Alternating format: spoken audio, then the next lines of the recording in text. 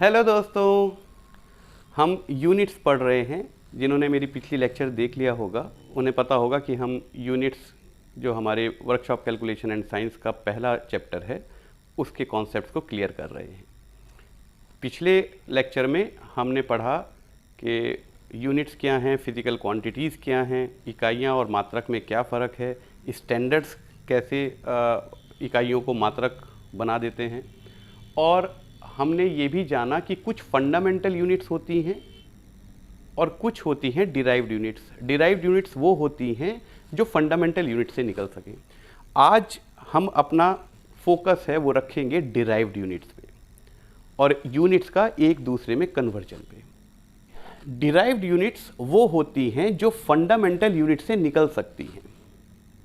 For example, पहली यहाँ पर मैं आपको मुख्य कुछ, ऐसे तो बहुत सारी हैं, बहुत सारी यूनिट्स ऐसी हैं जो फंडामेंटल यूनिट से डिराइव, क्योंकि राशियां बहुत सारी हैं हमारे पास। फिजिकल क्वांटिटीज़ जिसको हम आज नापते हैं वो इतनी हैं कि उन सब को इस लेक्चर में लाना तो मुश्किल है।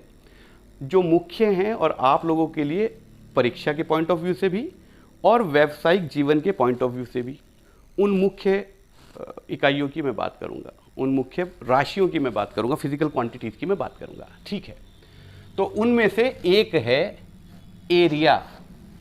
एरिया की हमें बहुत आवश्यकता होती है। इसको आप हिंदी में क्षेत्रफल कहते हैं।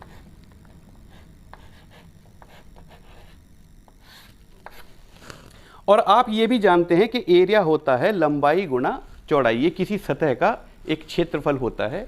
मान लीजिए फॉर एग्जांपल यहाँ पर मेरे पास एक ये स्क्वायर है, वर्ग है, इसकी कोई लंबाई होगी और इसकी कोई विड्थ होगी। अब हमें ये पूरा क्षेत्रफल अगर इसका ज्ञात करना है तो हम लंबाई की गुणा उसकी चौड़ाई से कर देते हैं। तो लंबाई को हम किस में नाप रहे हैं? लेंथ में। लंबाई लेंथ है तो हम इसको किसी इकाई, दूरी की इकाई में नापेंगे, लेंथ की इकाई में नापेंगे। और ऐसे ही विड्थ को भी हम किसी लंबाई में ही नापेंगे, लेंथ में ही नापेंगे।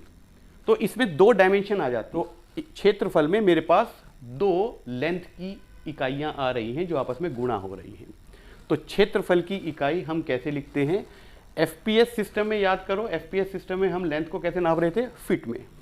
तो इकाई क्षेत्रफल की एफपीएस प्रणाली में क्या हो जाएगी? एफपीएस प्रणाली में क्या हो जाएगी? Foot square. सीजीएस प्रणाली में क्या हो जाएगी? सेंटीमीटर स्क्वायर, क्योंकि इसमें हम लंबाई को सेंटीमीटर में नाप रहे हैं। और तो एसआई सिस्टम में इसकी इकाई हो जाएगी मीटर स्क्वायर। अब मीटर क्योंकि मेरी मूल इकाई है, क्षेत्रफल की इकाई मेरी मूल इकाई में से निकल रही है, इसलिए मैं इसको क्षेत्रफल को डिराइव्ड, इसकी यूनिट्स को डिराइव्ड यूनिट्स कह रहा हूं। अगली राशि जो मैं ले रहा हूं वो है वॉल्यूम। इसको भी हम बहुत नापते हैं। इसको आप हिंदी में आयतन कहते हैं। वॉल्यूम क्या है? क्षेत्रफल तो मेरा ये एक सतह का हुआ। अगर इस सतह में मैं एक लंबाई की डायमेंशन और ऐड कर दूं तो ये मेरा एक 3 आयामी एक वस्तु बन जाती है। इसमें एक लंबाई भी होगी, एक विड्थ चौड़ाई भी होगी और एक इसकी ऊंचाई भी होगी। हम लंबाई को भी लंबाई की यूनिट में नाप सकते हैं, इसको भी लंबाई की यूनिट में नाप सकते हैं, इसको भी लंबाई की यूनिट में नाप सकते हैं। तो इसके लिए अलग से कोई फंडामेंटल यूनिट यानी कि कोई मूल इकाई की आवश्यकता नहीं है, क्योंकि ये मूल इकाइयों से, लंबाई की मूल इकाई से निकल सकती है। तो एफपीएस सिस्टम में हम लंबाई को किससे में नाप रहे थे? फुट में। तो 1 फुट इसका आएगा, दूसरा फुट इसका आएगा और तीसरा फुट इकाई इसकी आएगी। तो हमारी एफपीएस यूनिट में वॉल्यूम की इकाई फुट क्यूब हो जाएगी। सीजीएस यूनिट में सेंटीमीटर क्यूब हो जाएगी और इसी लॉजिक के साथ एसआई यूनिट में मीटर क्यूब हो जाएगी। सही है, क्योंकि हम वॉल्यूम में लंबाई, चौड़ाई और हाइट को गुणा कर रहे हैं तो इनकी संख्या तो गुणा होगी ही होगी, इनकी इकाइयां भी गुणा होंगी। और जो इसकी डिराइव्ड यूनिट निकल के आई वो आई फुट क्यूब या सेंटीमीटर क्यूब या मीटर क्यूब डिपेंड करता है आप किस प्रणाली में काम कर रहे हैं। जिस प्रणाली में काम करेंगे उसी की इकाइयों को आप लेकर चलेंगे। अगली इकाई जो मुख्य है स्पीड, जिसको हम चाल या वेग भी कहते हैं। स्केलर और वेक्टर क्वांटिटी, अदिश राशि और सदिश राशि की बात है, जब उस यूनिट पे आएंगे तब उसकी चर्चा कर लेंगे।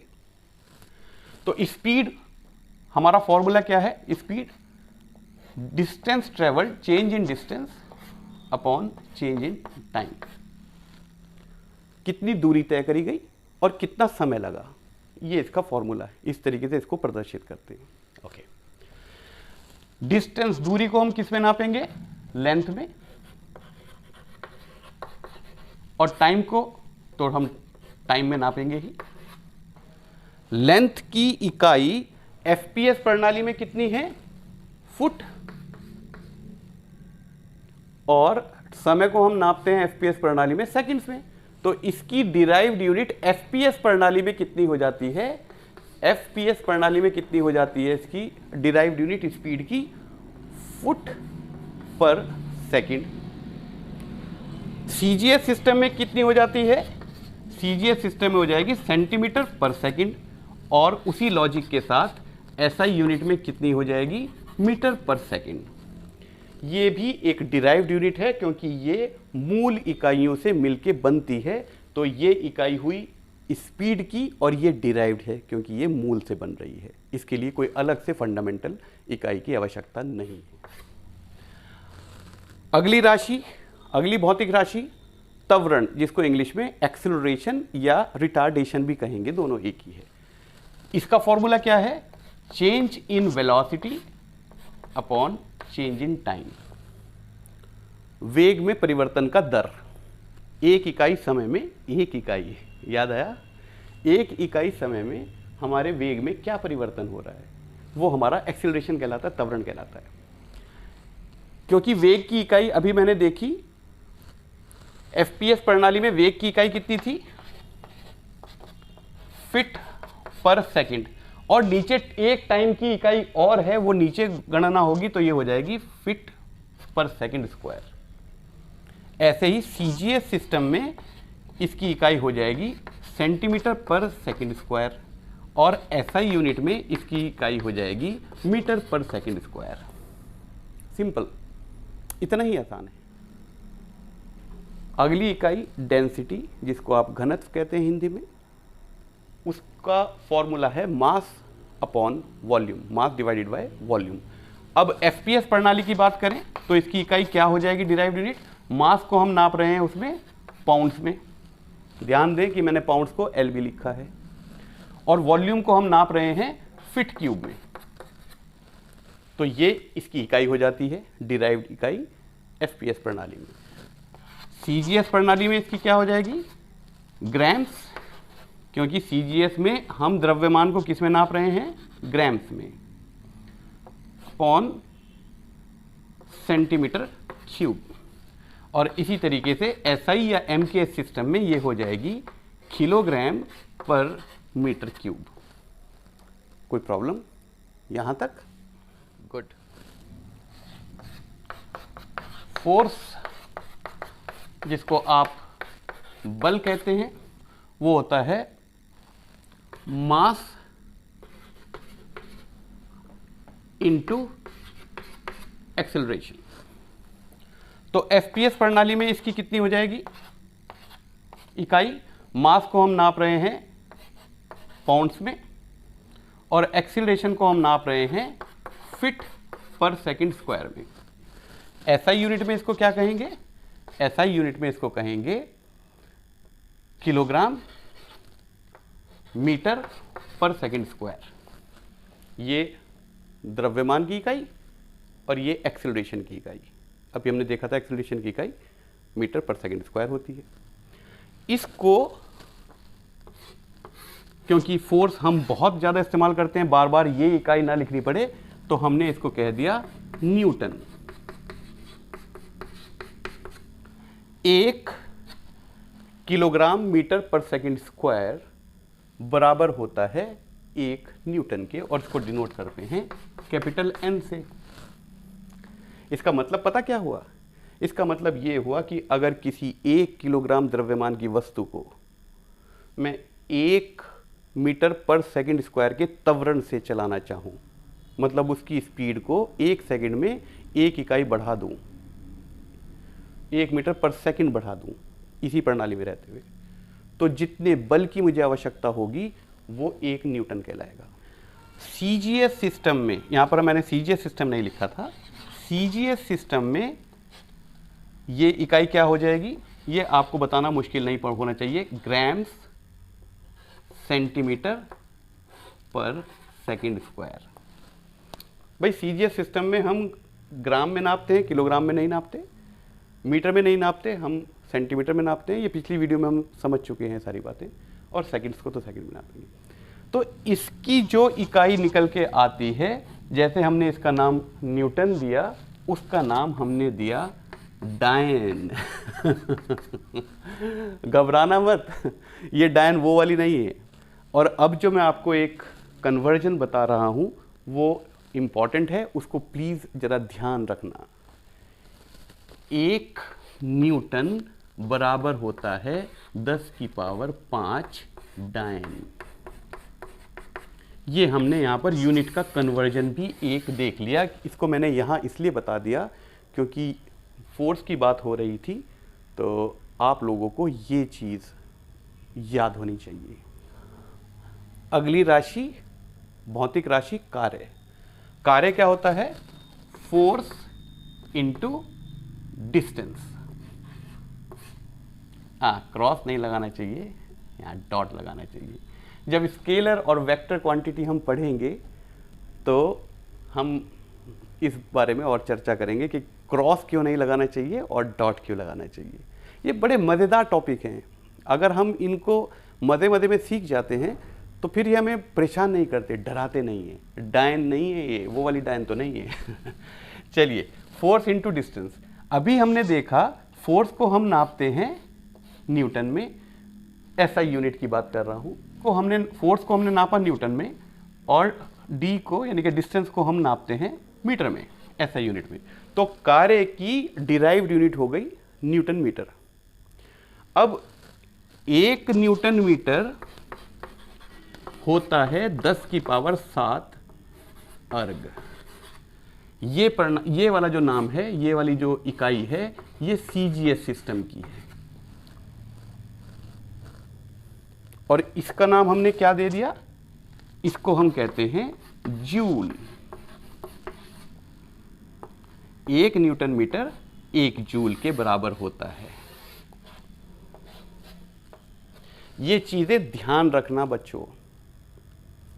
अगर 1 न्यूटन का बल लगा के हमने किसी वस्तु को 1 मीटर दूरी तक उसको खिसका दिया तो हमने 1 जूल का काम किया। ये जूल SI यूनिट की एक इकाई है। हमने न्यूटन मीटर का ही नाम जूल रख दिया, बस इतना समझिए आप। और 1 जूल, इसको J से रिप्रेजेंट करते हैं। 1 जूल होगा 10 की पावर 7 अर्ग, और अर्ग जो है वो CGS यूनिट की इकाई है। अगली राशि, फिजिकल क्वांटिटी जिसकी हम चर्चा कर रहे हैं, वो है पावर। ये भी बहुत इस्तेमाल होती है। पावर क्या होती है? पावर होती है कार्य भाग समय। इसकी हम इकाई को कैसे डिराइव करेंगे? कार्य की अभी हमने देखा जूल्स, कार्य को जूल्स में नापते हैं और समय को सेकंड्स में नापते हैं। तो इसकी इकाई को हम लिखते हैं जूल्स पर सेकंड।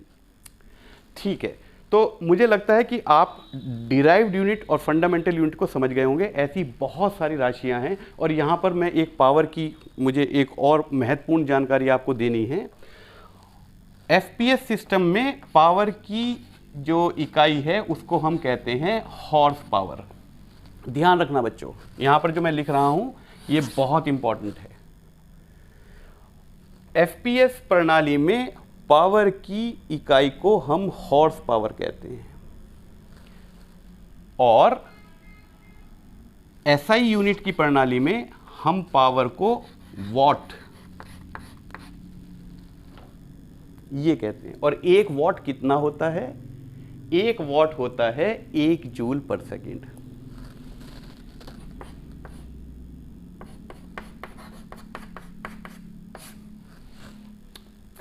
हमने इसका भी नाम दे दिया।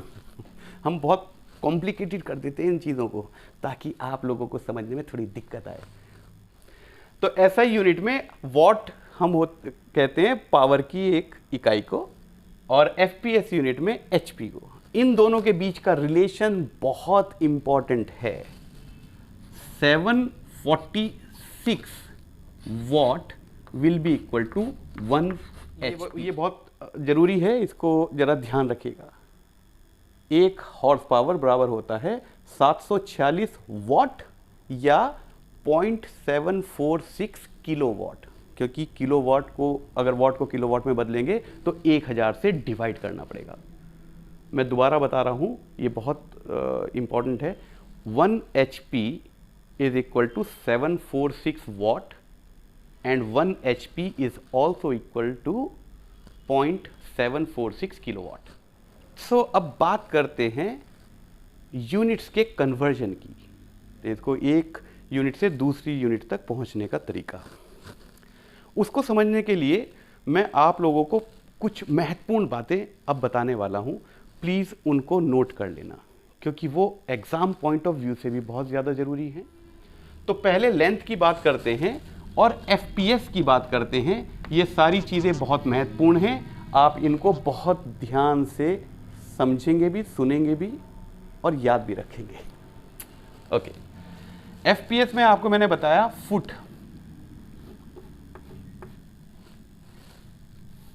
हम लंबाइयों को नापते हैं फुट में। 1 फुट। अब एफपीएस क्यों बड़ा कंफ्यूजिंग है? ये डेसिमल सिस्टम पे काम नहीं करता। अच्छा होता अगर हम 1 फुट को 10 हिस्सों में भाग देते, लेकिन हमने कहा 10 हिस्सों में नहीं भागा। हमने उसको भाग किया 12 हिस्सों में। 1 फुट में 12 इंच। ओके, चलिए अब अगर इस इंच को भी हम 12 हिस्सों में भाग देते तो भी थोड़ा आसान हो जाता कि भाई 12-12 में चल रहा है। हमने 1 इंच को 4 हिस्सों में भाग करा, उसको हम कहते हैं quarter of a inch, 1/4 of a inch. और उसको फर्दर 2 में भाग करा और उसको कहा 1/8 ऑफ अ इंच। 1/8 में क्यों पहुंचा यहां तक? क्योंकि आपने ये नाम सुना होगा, 6 सूत का बोल्ट, 5 सूत का बोल्ट। 1 इंच में 8 सूत होते हैं। बोल्ट और नट की आपने सुना होगा। 3 सूत का बोल्ट, वो सूत क्या है? 1 इंच का 8वां हिस्सा। 1 इंच में 8 सूत।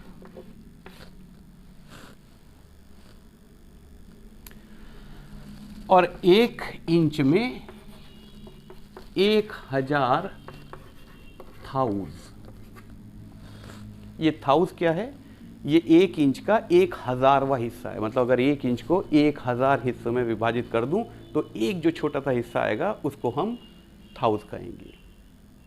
ये सारी चीज़ें बहुत महत्वपूर्ण हैं, आप लोगों को ये याद। ये छोटी इकाइयाँ करता जा रहा हूँ मैं। फुट को इंच में बताया, इंच छोटा है, फुट बड़ा है, इंच छोटा है। फिर इंच को सूत में बताया और इंच को थाउज में बताया। ये हो गई इसकी छोटी इकाइयाँ, अगर हमें छोटी कोई चीज़ों को नापना हो। इसकी बड़ी इकाई करता हूँ तो 1 यार्ड 3 फीट के बराबर होगा। यार्ड मतलब गज, जिसको आप हिंदी में गज कहते हैं। 1 यार्ड 3 फीट के बराबर होगा।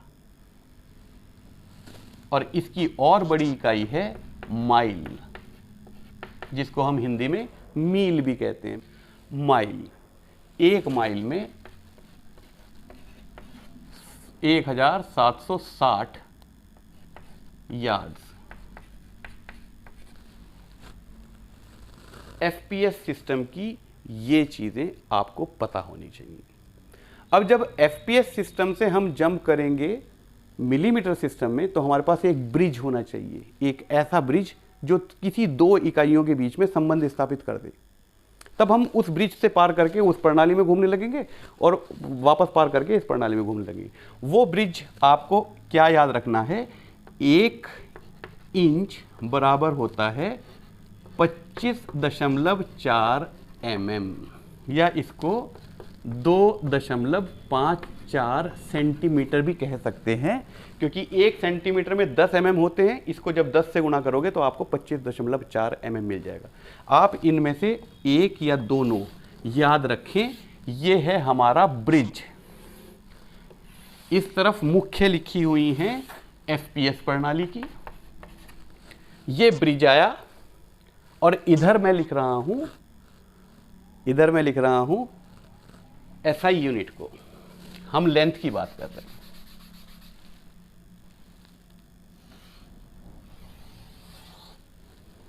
यहां पर है मेरी इकाई,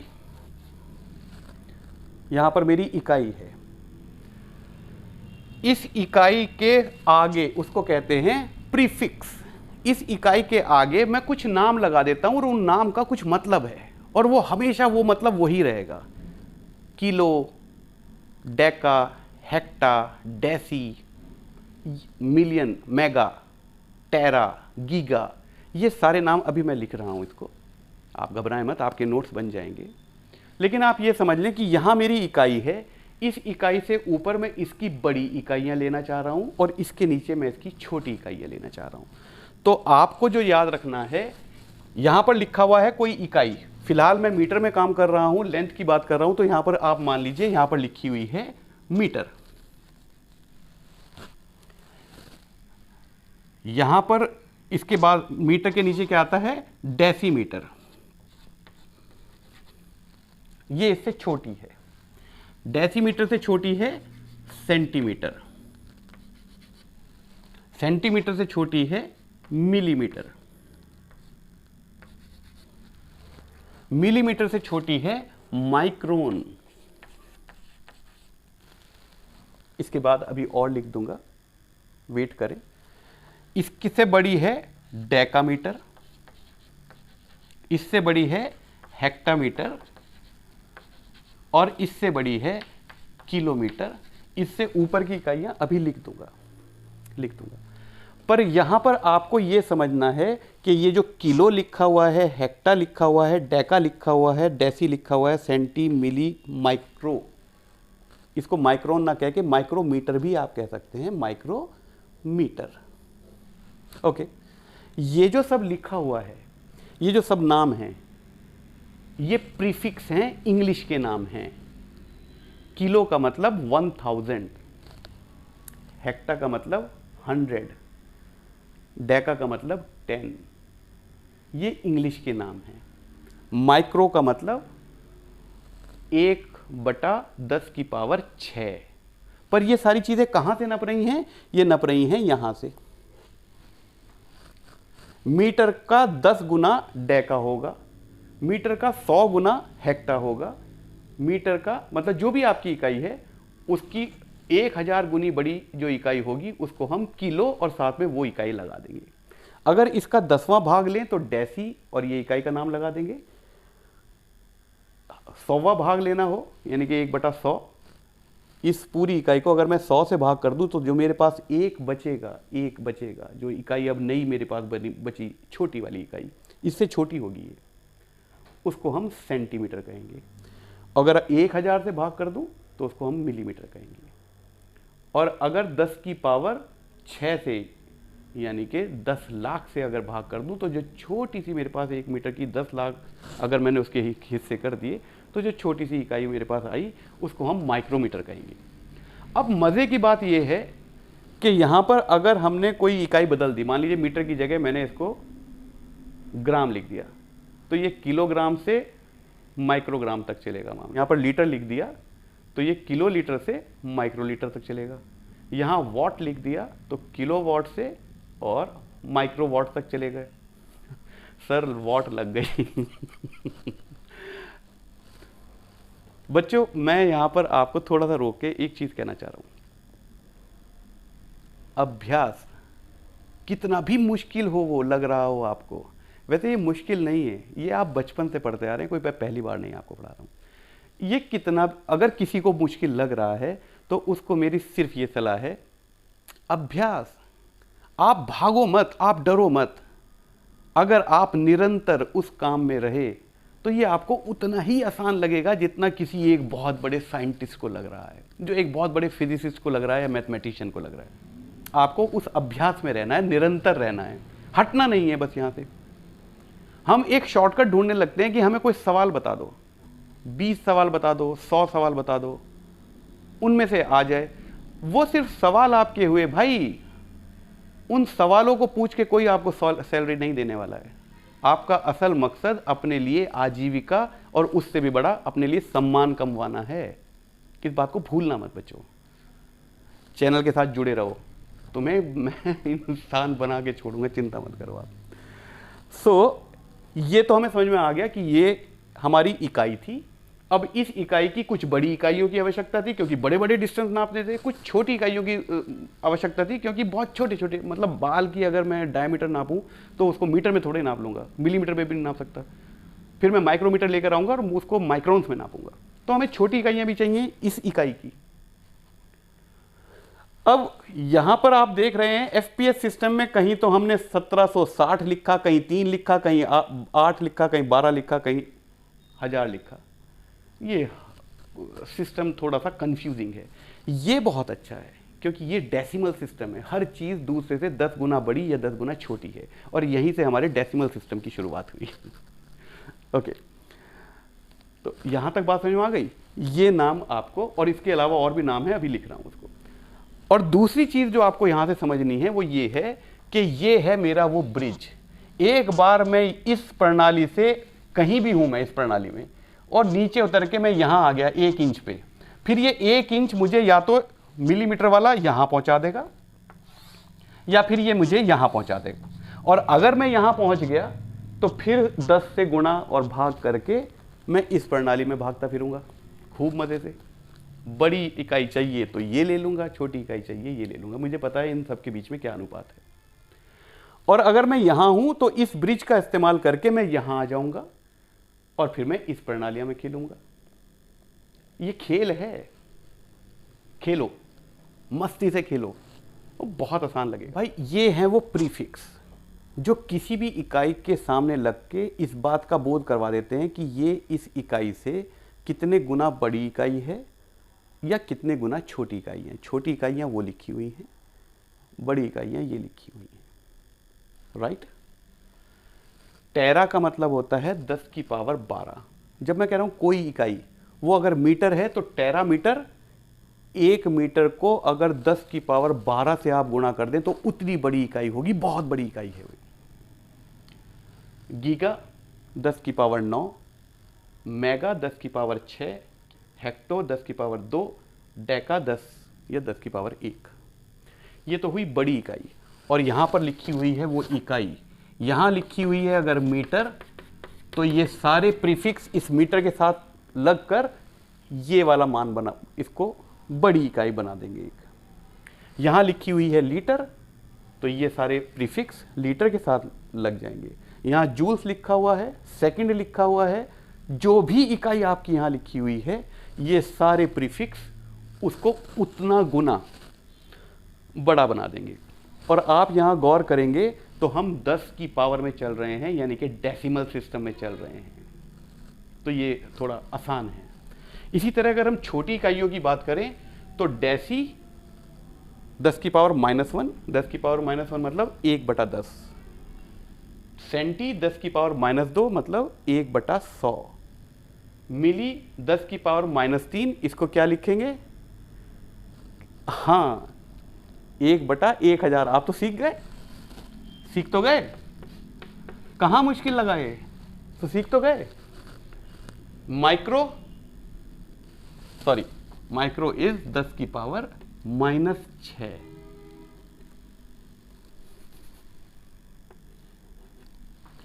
माइक्रो इज 10 की पावर -6, लेकिन ये कहाँ से -6,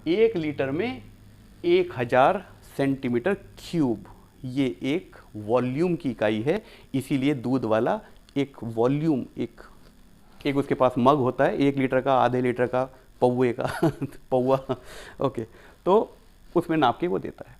ये एक वॉल्यूम की इकाई है। चलिए दोस्तों, आज के लिए इतना काफ़ी है। ये आपके यूनिट्स का मेरा टॉपिक यहाँ पर जितना मुझे आपको बताना था, कुछ और याद आया तो कोई और वीडियो लेकर आ जाऊँगा। अभी फ़िलहाल मैंने आपकी यूनिट्स को इसको कंप्लीट करा। अब डिस्क्रिप्शन में एक टेस्ट है दोस्तों, एक टेस्ट का लिंक है। वो टेस्ट मैंने बनाया है और सारे सवालों को ठीक तरीके से जांच के बनाया है, स्पष्ट रखे हैं सवाल। उस टेस्ट में उन सारे सवालों को भी इंक्लूड किया है जो भारत स्किल्स ऐप पर हैं। कुछ मेरे अपने सवाल भी हैं। इन दोनों वीडियोस को देखने के बाद आप उस टेस्ट को जरूर दें। 2020 वालों बड़े खुश हो रहे हो, फर्स्ट ईयर में प्रमोट हो गए। ये एक ईवल इन डिस्गाइज है। 12th और 10th वाले भी प्रमोट हो गए इस बार। कॉन्फिडेंस नहीं आ रहा है दोस्तों। ये टेस्ट जरूर देना और देखें कि इस 2 वीडियो को देखने के बाद कि कितने क्वेश्चन हम कर पा रहे हैं। अगर कर पा रहे हैं तो फिर चाहे प्रमोट हो गए या नहीं हो गए, हमारी तैयारी पूरी है। लाइफ के लिए तैयार रहना दोस्तों। परीक्षाएं आप यहाँ तक पहुँचते 50 परीक्षाएं दे चुके हैं, और अगर आप यहाँ बैठे हैं आप, तो ये मान लिया जाएगा कि आप उन परीक्षाओं में सफलता प्राप्त करके यहाँ बैठे हैं। आप 10th पास ना होते तो ITI ना कर रहे होते। 50 परीक्षाएं सफलता से पार करने के बाद भी अगर आज भी मैं परीक्षाओं से डर रहा हूँ, तो हमारी शिक्षा पद्धति में और हमारे सीखने सिखाने में कोई कमी रह गई। गौर करना इस बात को। तो फिर आज के लिए विदा। खुश रहें, स्वस्थ रहें, मस्त रहें। कहाँ चले सब? फ्री में एक सूचना और लेकर जाओ। एक मील, जिसको माइल भी कहते हैं, उसमें 1.609 किलोमीटर होते हैं। ये आपके लिए रूंगा है। Thank you very much for watching.